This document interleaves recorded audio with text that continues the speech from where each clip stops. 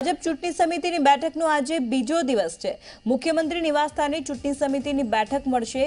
આજે 11 બેઠકની અહીંયા સમીક્ષા કરવામાં આવશે, જેમાં અમદાવાદ પૂર્વ પશ્ચિમ સહિતની બેઠકોની અહીંયા સમીક્ષા કરવામાં આવશે। તો ભાજપ ચૂંટણી સમિતિની બેઠકનો ધમધમાટ અત્યારે ચાલી રહ્યો છે, જે સેન્સ લેવાની પ્રક્રિયા પૂર્ણ થઈ ગઈ ત્યારબાદ તમામ બેઠકો પર ત્યાંના જે નિરીક્ષકો હતા, હોદ્દેદારોનો જે અહેવાલ તૈયાર કર્યો હતો તેના નામ પર ચર્ચા વિચારણા કરવામાં આવી। ઘણી બધી યાદીઓ બહાર પાડવાની છે, નામને ફાઇનલ કરવાના છે। ત્યારે આજે આ બેઠકનો બીજો દિવસ છે। મુખ્યમંત્રી નિવાસસ્થાને ચૂંટણી સમિતિની આ બેઠક ત્યાં મળશે। આજે 11 બેઠકની સમીક્ષા કરવામાં આવશે। ત્યારે અમદાવાદ પૂર્વ અને પશ્ચિમ સહિતની તમામ બેઠકોની સમીક્ષા થશે। બ્રિજેશ દોશી આ વિષય પર વાતચીત કરવા ફોન લાઈન પર જોડાઈ ગયા છે। જી બ્રિજેશ, આ બેઠકનો આજે બીજો દિવસ છે, મુખ્યમંત્રી નિવાસસ્થાને તેની બેઠક મળવાની છે, આજે શું ચર્ચા થશે? હવે આજે સૌથી મહત્વની બેઠકો છે સૌરાષ્ટ્ર અને ઉત્તર ગુજરાત કે જ્યાં ભાજપને થોડા નુકસાનની જે ભીતિ છે એ બેઠકો ઉપર આજે ચર્ચા થશે।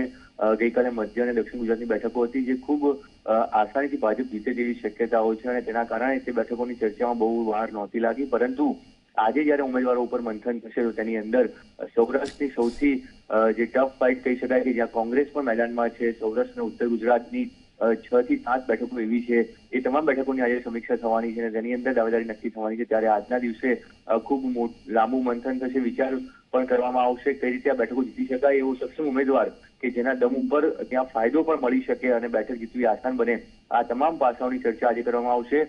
મહત્વની બેઠક રહેશે ગાંધીનગર કે જ્યાં કાર્યકરોએ ફક્ત એક જ નામ સૂચ્યું છે, ભાજપના રાષ્ટ્રીય અધ્યક્ષ અમિત શાહનું। તો શું પાર્લામેન્ટરી બોર્ડ તેની અંદર કોઈ બીજું નામ પણ આવે છે કે પછી એક જ નામનો પ્રસ્તાવ આગળ મોકલવામાં આવશે, તેને પણ તે વાત પણ છે। એટલે આ તમામ જે બેઠકો છે બેઠકોની ચર્ચા થશે। 11 બેઠકો છે, પણ સૌરાષ્ટ્ર અને ઉત્તર ગુજરાતની 7 બેઠકો અને ગાંધીનગર આ બેઠકો ઉપર નજર રહેશે કે ત્યાં કયા પ્રકારના નિર્ણય લેવાય છે, કારણ કે સૌરાષ્ટ્રમાં ભાજપ માટે સૌથી મુશ્કેલ ફાઇટ છે પોતાની તમામ બેઠકો જાળવી રાખવી છે।